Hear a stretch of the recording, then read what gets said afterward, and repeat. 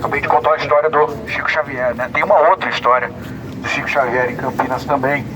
E ela ocorre a partir de uma grande tragédia. A vida onde fica mais ou menos esse prédio do lado direito, que é conhecido popularmente como Joga-Chave. E ali embaixo ficava, não existia o prédio evidentemente, mas ali se estabelecia o Cine Rink. O Cine Rink era um ex-rink de patinação, olha, deu uma engasgada até. Ex-rink de patinação que se tornou cinema. E em 1951, eu adoro errar data, adoro. Foi dia 15 de setembro de 1951. Depois vocês confirmam. É bom que tem bom que gera engajamento. Quando fala a data errada, o cara me corrige. A gente sai um monte de comentário. Olha. Estratégia. Não, estratégia. Brincadeira. Não, eu acho que é mesmo. Dia 15 de setembro de 1951. 3h15 da tarde, era um domingo. Tem um jogo acontecendo, Ponte Preta e 15 de Piracicaba, no Majestoso. Por que isso é legal destacar? Porque os pais foram pro jogo e muitas famílias, a outra parte da família, principalmente as esposas e as crianças e os jovens, foram na matinê do Cine Ring. E o jogo também, depois que eu contar a história toda, vocês vão entender o que aconteceu. Por isso que eu falo do jogo. Num dado momento, uma viga de sustentação do telhado se desprende e cai em cima de um tipo de assoalho metálico, que era um assoalho de arame, para evitar que pequenos dejetos, pequenos pedacinhos de madeira caíssem no público. Esse assoalho também não consegue sustentar, esse forro metálico não consegue sustentar o peso dessa viga central imensa e cai em cima do pessoal que estava assistindo o filme. Era uma matinê, passariam 2 filmes. O filme chamava Amar Foi Minha Ruína e matou imediatamente 25 pessoas, entre a maioria crianças e jovens. Depois mais 15 pessoas morreram em decorrência dos ferimentos. E essa é uma página muito trágica da cidade de Campinas. Falei do jogo porque quando a notícia chegou no jogo, o jogo foi interrompido imediatamente. Todo mundo veio para cá. A cidade viveu uma tremenda consternação por conta disso. Não tem problema não. Tá só confirmando o que eu tô falando. Eu acredito que seja uma alma reencarnada dessa época. Verdade? Pode ser. Eu tava lá. Por que eu tô falando isso? Não é absurdo eu tô falando isso. Chico Xavier, aí eu vou chegar no Chico Xavier. Tem uma história sobrenatural, mas ela é bem rasa aqui, que fala que antigamente todos os jornais eram notícias populares. E aí dizem que um fotógrafo conseguiu fotografar uma menina, o espírito da menina olhando o seu corpinho. Mas essa foto é uma foto mística, ninguém nunca viu, é só de uma história. E não é verdade. Tem toda a razão. Só que qual que é a história interessante desse acontecimento que conecta ao Chico Xavier? Chico Xavier tem vários livros psicografados, né? E ele tem um parceiro chamado Carlos Augusto, parceiro de outro mundo, um espírito, que nos livros que eles fizeram em parceria, diz que morreu no Cine Ring. O livro mais famoso dos dois é Pingo de Luz, mas eles têm mais 2 que eu sempre esqueço o nome. Mas o Pingo de Luz tem lá Carlos Augusto, e esse espírito é um espírito desencarnado no Cine Ring. Isso aqui é para mudar a história. Estamos diante da nossa Catedral Metropolitana de Campinas, Nossa Senhora da Conceição.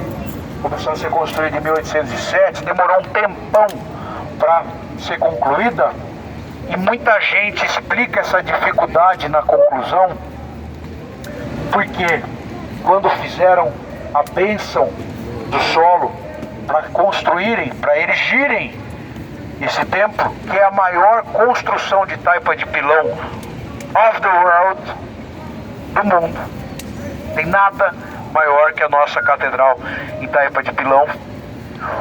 Quando fizeram as bênçãos aqui, uma serpente mitológica, não é que é uma jiboia, nada disso, uma serpente mitológica. Vocês sabem que serpente mitológica, na mitologia cristã, sabe aquela que estava na árvore, que trabalhava com maçãs, trabalhava com doação de maçãs para o pessoal, saiu debaixo da terra. Eu não sei se já conversaram com o fantasma, com a assombração. Eles falam por telepatia. E ela falou para os presentes, falou: tá bom, vocês estão me expulsando do meu lugar aqui, do meu cafofo, vocês vão ver o que vai acontecer com vocês. Fato é que demorou quase 80 anos para que a nossa catedral fosse inaugurada em 1883, no dia 8 do 12. Dia 8 do 12 é o dia de Nossa Senhora da Conceição. E o que essa história tem de muito legal?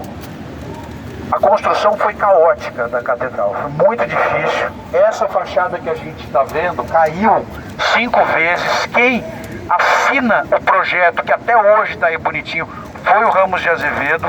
Então, esse campineiro, novamente um gênio da arquitetura, que também a gente fala muito pouco aqui, porque afinal de contas, por que a gente vai falar de gente que faz sucesso em Campinas? Gente que faz sucesso em Campinas precisa ser depreciada. A gente não pode conhecer, imagina. E aí ele constrói, e aí finalmente são concluídas as obras da catedral.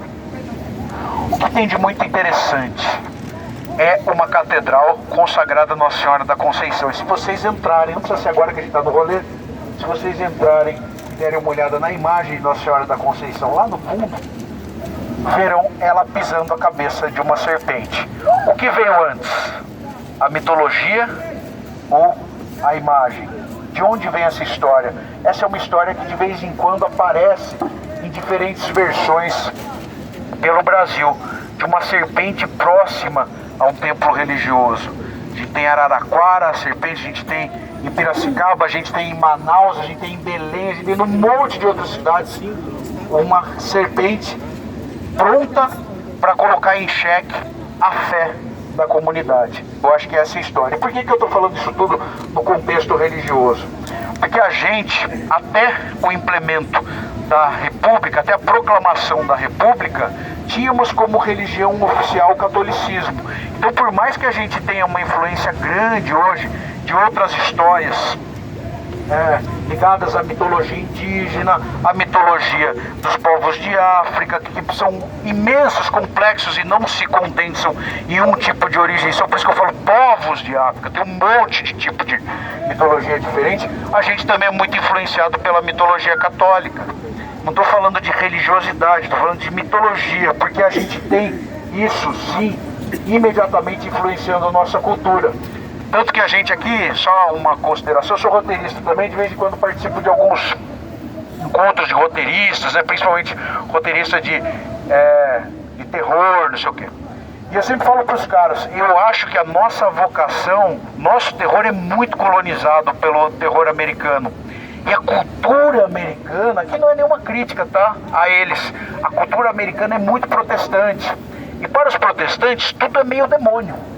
Pra gente não é. Não adianta você tentar enquadrar num filme o Saci como um capeta, ou um orixá como um demônio, ou o Anhangá como um demônio. Então, eu gosto muito dos nossos filmes que administram o fantástico dentro do realismo fantástico e não do terror. Lobisomem pra gente, legal, é o de Roque Santeiro. Aquilo faz até sentido para as pessoas, afinal de contas sua avó já contou uma história de lobisomem, o tio, quer dizer, tá no contexto da nossa cultura essa figura mitológica, diferente dos americanos que vem tudo como o diabo, entra um capeta, entra numa freira e mata os outros, ou não sei o que, o Jason, o demônio. A gente não tem muito isso aqui, não adianta querer falar que é, entendeu? Enfim, isso é um pouquinho desse outro aspecto também do nosso rolê, tá bom?